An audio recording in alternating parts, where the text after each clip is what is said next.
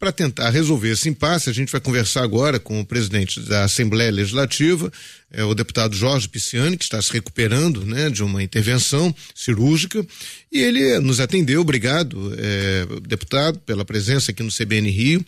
E aí, deputado, como é que fica esse impasse? O senhor vai autorizar a votação dessas medidas antes da regularização dos salários? Bom dia. Bom dia, Bolica. Bom dia, ouvintes do CBN. Bom dia aí a toda a sua equipe. Bolica, é preciso a gente historiar essa questão. E quando estive com o presidente Temer, com o ministro Meirelles, com o governador Pezão, eu assinei como testemunho o plano de recuperação fiscal, que eu acredito que é a única solução que o Rio de Janeiro tem. E eu deixei claro naquele momento, porque foi dito pelo Meirelles que para sair o empréstimo nós precisávamos da garantia real, para que eles dessem o aval, a União desse o aval e da garantia real das ações da SEDAI. Eu disse, olha, nós temos condições de enfrentar essa questão da privatização da SEDAI. A questão da Previdência é preciso que a gente faça após colocar os salários em dia. Nós estamos num outro momento, né? E eu sempre disse isso reiteradas vezes. Só que nesse momento nós estamos diante do seguinte, é um esforço do Congresso Nacional, onde o Rio de Janeiro, Minas e Rio Grande do Sul ficam devedores da Federação Brasileira, em termos dos representantes no Congresso Nacional. E a Câmara sinaliza uma exigência de que você vote primeiro a questão previdenciária dos 11% para 14%, né?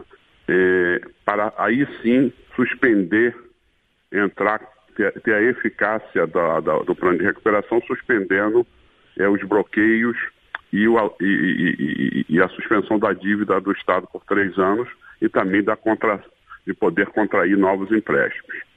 Portanto, nós estaremos dentro, se o Senado for nesta linha e o presidente Temer sancionar o texto aprovado no Congresso Nacional, que exige que primeiro se vote a Previdência, nós vamos votar. Por quê? Porque o plano de recuperação é o único meio daqueles que são responsáveis. Hoje mesmo tem grandes economistas escrevendo nos jornais, mostrando que não tem outra solução para o Rio de Janeiro de curto e médio prazo. Ou a gente alonga a dívida, ou a gente suspende por 3 anos, com possibilidade de prorrogar por mais 3 anos. A gente reduz despesas e a LERJ já fez uma grande parte. Ela não só aprovou a questão da SEDAI, ela aprovou a questão da FEF. E essa questão da FEF é outro ponto que eu quero FEF dizer tem a ver com os incentivos fiscais, não é isso? Os incentivos fiscais, nós já cumprimos o que eles querem, que é os 10%. O que há é uma tentativa de setores empresariais, ainda que de forma legítima, laticínio, hortifruti, granjeiros, querendo alterar a lei do FEF na Assembleia. Eu vou pedir aos meus colegas que deixem isso a critério das federações e das confederações, da FIRJAN, a Federação de Agricultura e Pecuária, que recorram administrativamente e se o governo entender, ele é que mande a alteração da lei. Nós não vamos mexer mais na lei da FEF. Tem lá projetos tramitando, eu pretendo não dar sequência a essa tramitação. Agora, deputado, o projeto do governo federal, que foi aprovado já na Câmara, prevê também outras medidas prévias, né? Aquela história de proibição de reajustes de salários. Isso é simples, Molica. Isso seria votado depois da regularização dos salários? Molica, isso é simples. Basta o governo não mandar aumento salarial. Isso não precisa de lei. Uhum. Isso é um ato discricionário do Poder Executivo. Se o Poder Executivo, se o Judiciário, se o Ministério Público, se a Defensoria, que tem autonomia, e a LERJ, não aumentarem os seus salários, esse assunto está resolvido. E desde o primeiro dia que eu reassumi a presidência, em 2 de fevereiro de 2015, eu avisei a todos os poderes, inclusive tem mensagem lá do Ministério Público e do Judiciário para aumento de servidores, paralisado há mais de 1 ano. Eu não coloquei em pauta. Não haverá aumento. Então, mas só que isso não precisa aprovar, porque mas tem alguma autonomia de quem envia. Agora, tem algum outro projeto? O único ponto pendente, do meu entendimento, é a previdência de 11% para 14%. A Previdência Complementar, que a lei exige, nós aprovamos em 2013. O FEF nós aprovamos.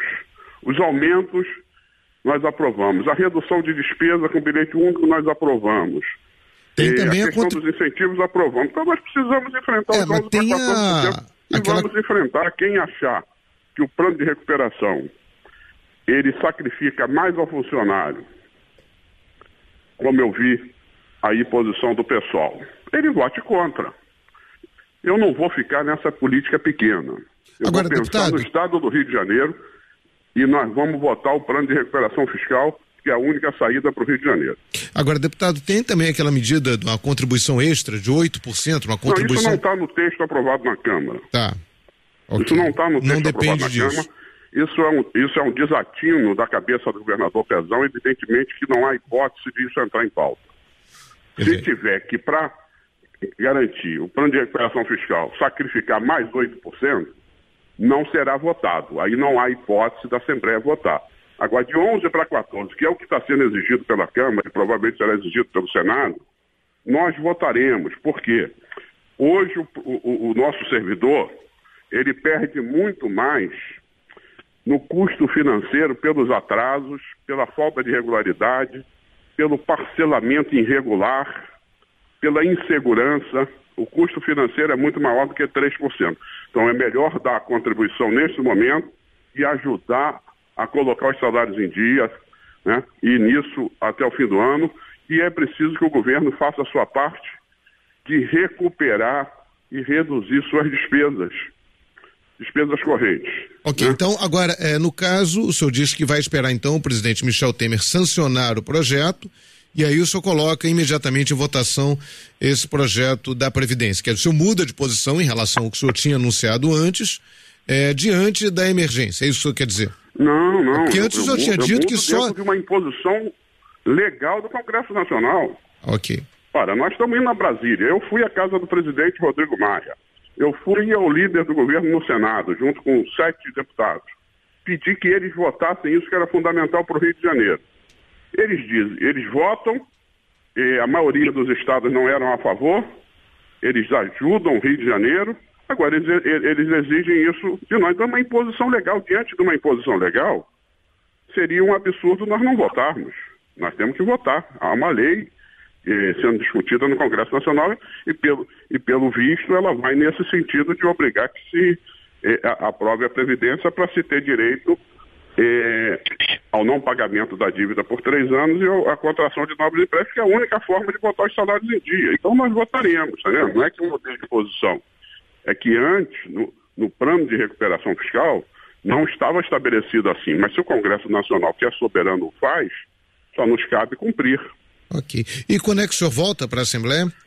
Ô Molica, eu estou indo ao médico hoje, ficam prontos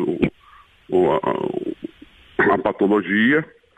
Eu espero que eu não tenha que fazer uma segunda cirurgia como ocorreu em 2010, no prazo que foi num prazo de 30 dias.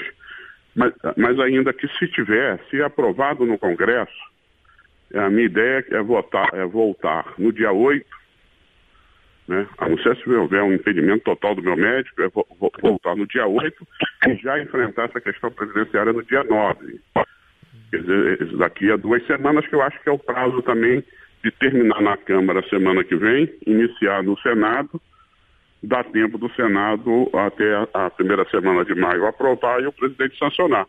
E aí, imediatamente eu retorno, né? E depois, se eu tiver que me afastarei após ter dado o meu voto pela aprovação dos 11 para 14%, que eu entendo que é melhor para os funcionários, é melhor para a população do Rio de Janeiro, é melhor para o Estado do Rio de Janeiro.